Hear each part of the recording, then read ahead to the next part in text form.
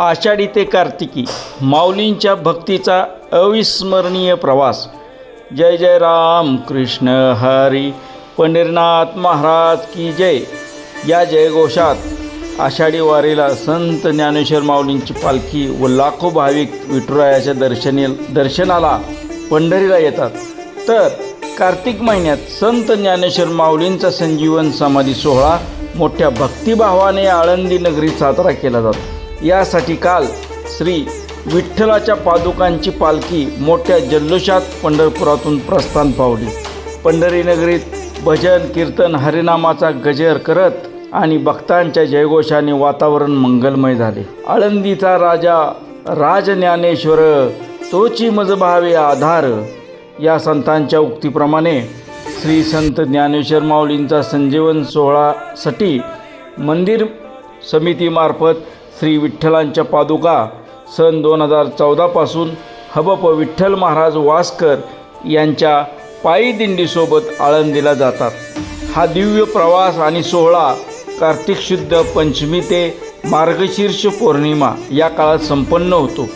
यावर्षी 5 नोव्हेंबर रोजी पंढरपुरातून पालखी प्रस्थान झाली असून गोपाळपूर येथे गोपाळकाला साजरा करण्यात आला. त्यानंतर सर्व संतांच्या दिंड्या कार्तिकी यात्रेसाठी मार्गस्थ झाल्या. माऊली माऊली म्हणताच विठ्ठल भेटी धाव येतो. परंपरेनुसार श्रींच्या पालखीची नगर प्रदक्षिणा झाली. अबालवृद्ध अनाथ दुर्बल आणि सर्वच भाविकांनी श्रींच्या पालखीचे मनोभावे दर्शन घेऊन डोळे पावन केले. हा दिव्य पालखी सोहळा 12 नोव्हेंबर रोजी आळंदी येथे पोचणार आहे.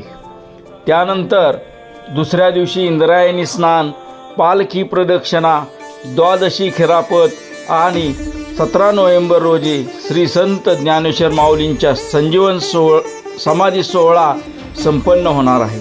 प्रस्थानाच्या वेळी मंदिर समितीचे सहअध्यक्ष गहनीनाथ महाराज औसेकर, सदस्य हबप ज्ञानेश्वर देशमुख, सोहळा मार्गदर्शक हबप विठ्ठल महाराज वायकर, प्रभारी व्यवस्थापक पृथ्वीराज राऊत, लेखाधिकारी मुकेश अनेचा आणि विभाग प्रमुख संजय कोकिळ या प्रस्थानावेळी सर्वजण उपस्थित होते.